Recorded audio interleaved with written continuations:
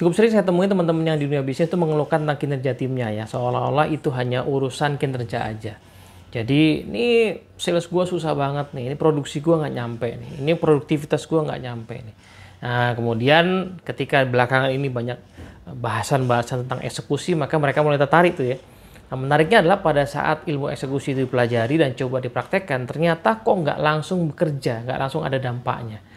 Nah, begitu ditelusurin, ketemulah satu isu yang mau kita jadikan bahasan di video kali ini, bahwa memang ternyata performance issue itu tidak semata-mata urusan eksekusi atau metode eksekusi. Performance issue ternyata is always leadership issue. Seperti apa itu? Yuk kita bahas di video kali ini.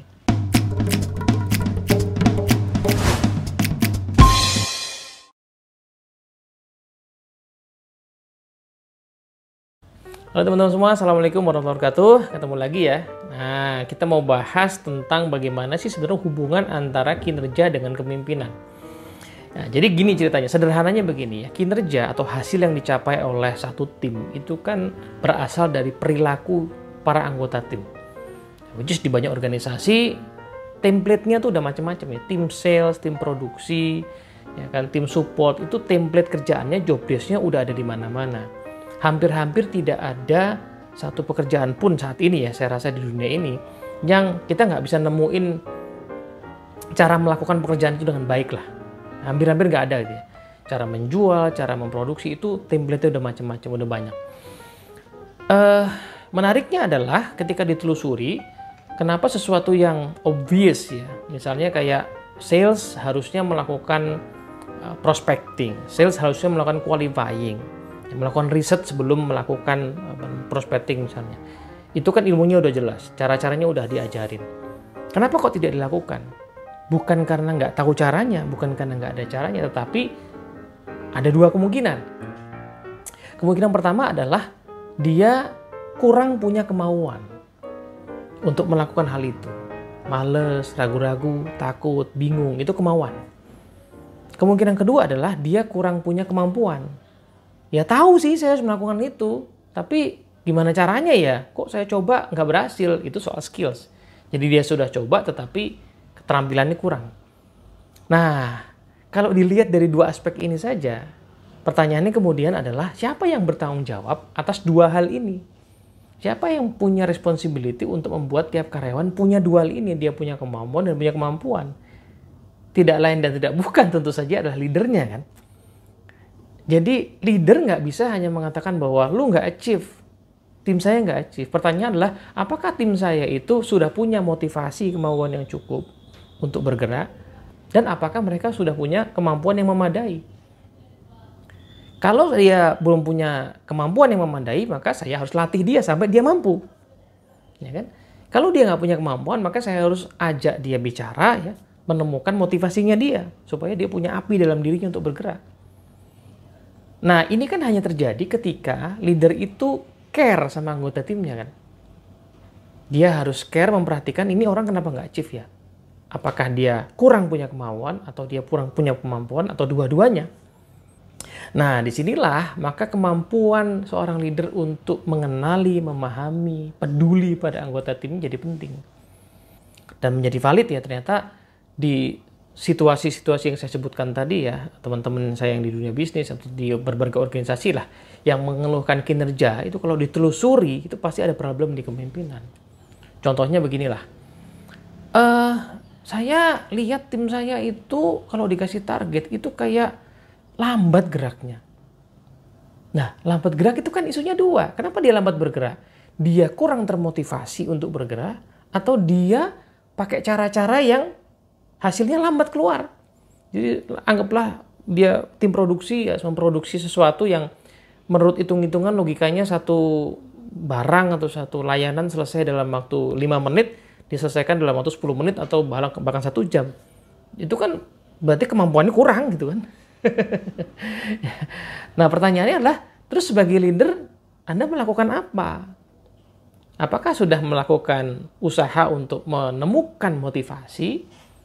Atau sudah melakukan usaha untuk mengajari, mendidik, membimbing, coaching, mentoring, konseling supaya dia capable akhirnya untuk melakukan pekerjaannya dengan baik. Kalau nggak dilakukan, ya tentu saja mereka akan begitu-begitu terus. Nah, disinilah akhirnya maka performance issues is always leadership issues. Contoh yang lain dah. Anggota tim saya tuh dikasih target, ngeluh aja.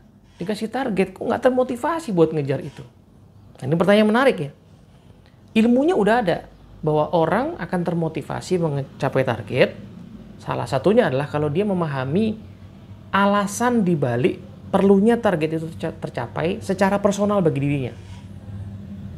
Nah, ini kalau mau baca ininya ya, bukunya mungkin yang populer belakangan adalah Start With Why-nya Simon Sinek. Di buku Everyone Deserves a Great Manager juga cukup bagus dibahas tentang why, what, dan how ya. Orang tuh butuh tahu kenapa, apa, dan bagaimana supaya dia bisa delegasi pekerjaan dengan baik.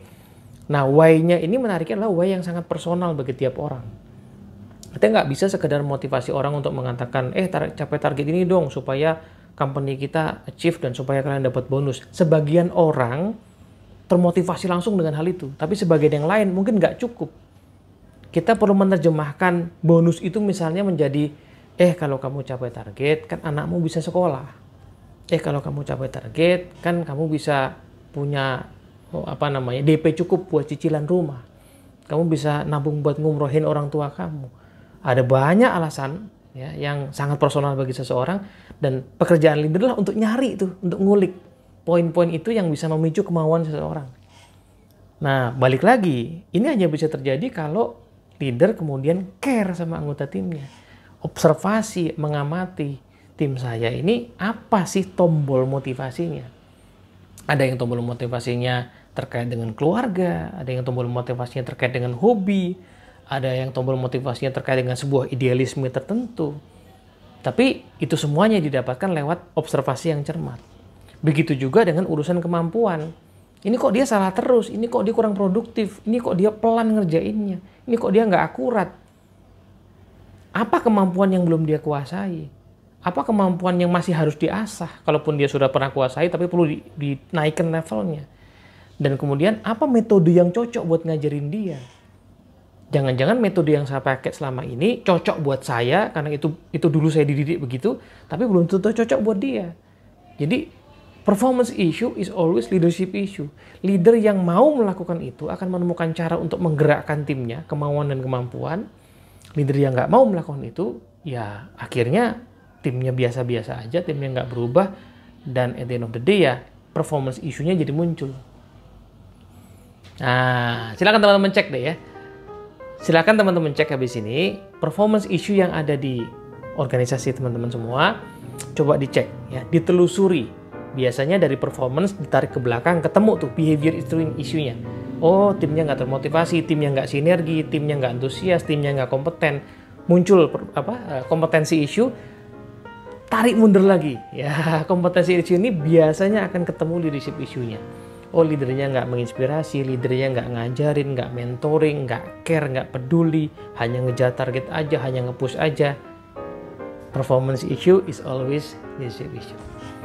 Nah, kalau udah tahu begitu, maka memang pada akhirnya kita jadi memahami bahwa anggapan bahwa leadership itu sesuatu yang soft, itu rasa-rasanya udah nggak terlalu pas, nggak terlalu valid. Karena kalau dilihat dari runutan tadi ya, kemampuan seorang leader menginspirasi, memotivasi, mendidik, melatih anggota tim yang kelihatannya kemampuan itu soft semua, ternyata punya dampak langsung kepada kinerja dan hasil dari organisasi. Begitu pula sesuatu yang hard seperti performance, angka itu ternyata nggak angka-angka banget, karena angka itu hanya dampak dari perilaku, dan perilaku hanya dampak dari kemampuan pemimpin untuk menimbulkan motivasi dan kemampuan dari timnya. Moga-moga bermanfaat. Assalamualaikum warahmatullahi wabarakatuh.